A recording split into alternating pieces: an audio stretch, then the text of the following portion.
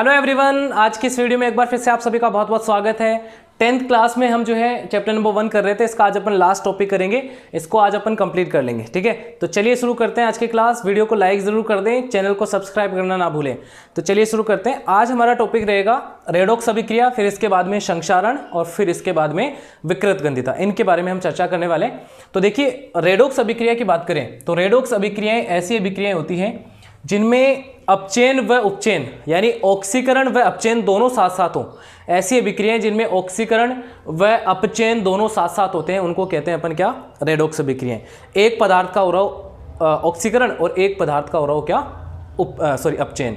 ठीक है, एक का ऑक्सीकरण हो रहा हो और एक का अपचयन हो रहा हो, तो ऐसी अभिक्रियाओं को अपन बोलते हैं क्या, रेडॉक्स अभिक्रियाएं। ठीक है, उपचयन और अपचयन में कंफ्यूज ना हो, आप लोग उपचयन को बोल सकते हैं ऑक्सीकरण और बाकी अपचयन आप सेम रख सकते हैं।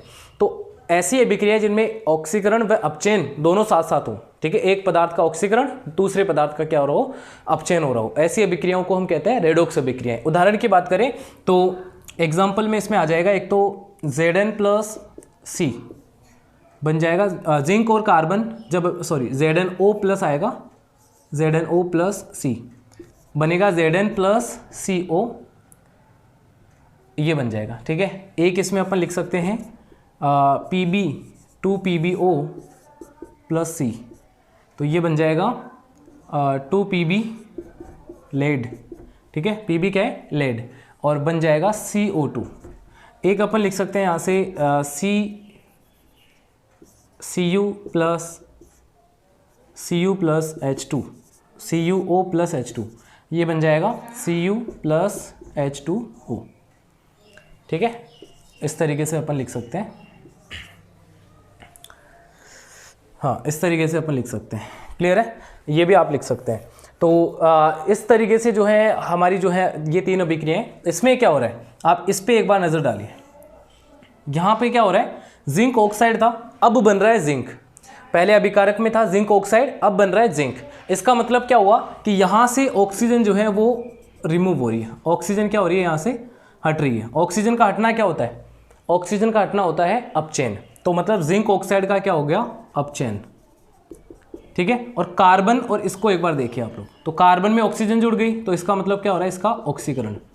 तो ऐसी अभिक्रियाएं जिनमें अपचयन और ऑक्सीकरण दोनों साथ साथ हो रहे हो उनको कहते हैं अपन रेडॉक्स अभिक्रिया। यहाँ पे आप देखेंगे इसमें से लेड ऑक्साइड में से लेड मिल रहा है, मतलब क्या हो रहा है, यहाँ से ऑक्सीजन हट रहा है, तो इसका मतलब इसका क्या हो रहा है, अपचयन। और इसमें जुड़ गया तो इसका मतलब क्या हुआ, इसका क्या हो गया, ऑक्सीकरण। ठीक है, इस तरीके से। बाकी यहाँ देखेंगे सेम चीज़ है, इसका क्या हो रहा है, अपचयन, और इसका क्या हो रहा है, ऑक्सीकरण। ठीक है, तो इस तरीके से क्या होती हैं, रेडॉक्स अभिक्रियाएं होती हैं। ऐसी अभिक्रियाएं जिनमें एक पदार्थ का ऑक्सीकरण दूसरे का अपचयन हो रहा हो, रेडॉक्स अभिक्रियाएं कहलाती है। बिल्कुल क्लियर होना चाहिए। ठीक है, बात करते हैं अगला टॉपिक हमारा वो है संक्षारण। संक्षारण का मतलब होता है, संक्षारण का मतलब है कि ऐसा प्रक्रम जिसमें कोई पदार्थ वायु के संपर्क में आकर, कोई धातु, मुख्य रूप से धातुएं वायु के संपर्क में आकर, जल के संपर्क में आकर क्या हो जाती हैं, संक्षारित हो जाती हैं। इसे कहते हैं संक्षारण। क्या कहते हैं, संक्षारण। इसमें क्या होता है कि जैसे लोहे पर लालिमा युक्त परत आ जाती है, जैसे आपने देखा होगा लोहे की वस्तुएं जब नई नई आती है तो बिल्कुल शाइनी होती है, बिल्कुल चमकीली होती है। जब थोड़े दिन बाद में अपन उनको देखते हैं, जैसे बाहर रख दो उसको, हवा में वायु के संपर्क में रख दो, तो क्या होगा कि उस पर लालिमा युक्त परत आ जाएगी, जंग जिसको बोलते हैं अपन, जंग आ जाती है उस पर। तो लोहे पर जंग लगना इसका एक बढ़िया उदाहरण है, लोहे पर जंग लगना।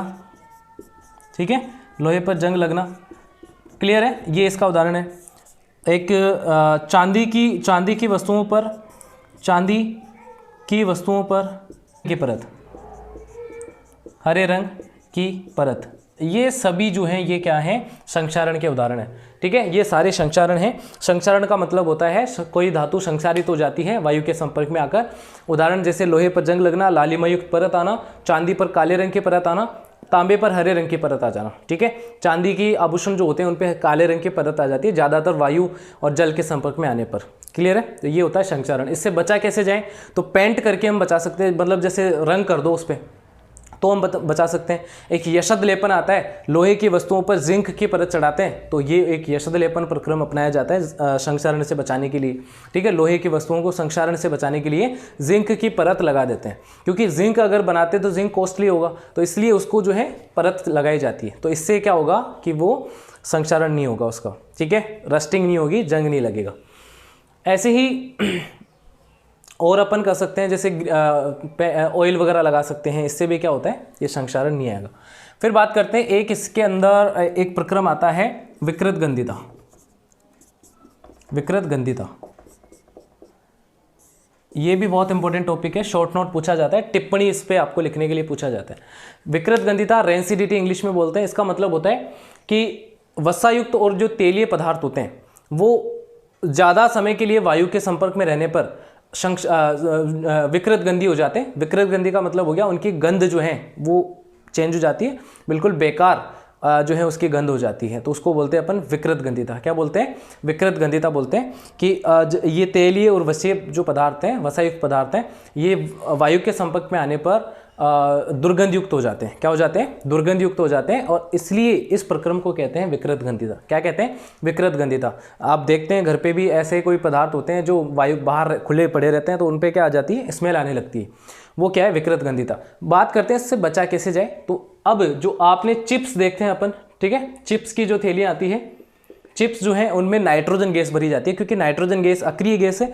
ये अगर वायु के संपर्क में रहती चिप्स तो वो खराब हो जाती है, इसलिए नाइट्रोजन के संपर्क में रखा जाता है। नाइट्रोजन उनसे अभिक्रिया नहीं करती और वायु से जो है संपर्क भी तोड़ देती है, इसलिए नाइट्रोजन भरी जाती है। ठीक है, इसके अलावा जो है इनको डिब्बाबंद जो डिब्बे आते हैं या टिन के डिब्बे आते हैं, उनमें जो है इनको रखा जाता है, तो इससे भी ये जो है वायु के संपर्क में नहीं आते। इस तरीके से विकृत गंधिता पे आपको जो है क्या लिखना है, एक छोटा सा नोट लिखना है। तो ये आपको ध्यान रखना है। क्वेश्चन आपसे एक क्वेश्चन पूछा जाता है कि चिप्स की थैलियों में नाइट्रोजन क्यों भरी जाती है, तो नाइट्रोजन एक अक्रिय गैस है और ये जो है उन चिप्स को वायु के संपर्क से बचाती है और ये इनको खराब होने से बचाती है। ठीक है, इस तरीके से आप इसमें लिखेंगे। तो ये था चैप्टर नंबर 1 कंप्लीट हो चुका है अपना, और अब इसके कुछ इंपॉर्टेंट क्वेश्चन और कर लेंगे अपन, बाकी फिर जो है अपन चैप्टर नंबर 2 करेंगे। ठीक है, तो मिलते हैं अगली वीडियो में, अपना ध्यान रखें, चैनल को सब्सक्राइब करना ना भूलें। मिलते हैं अगली वीडियो में, बाय बाय, टेक केयर।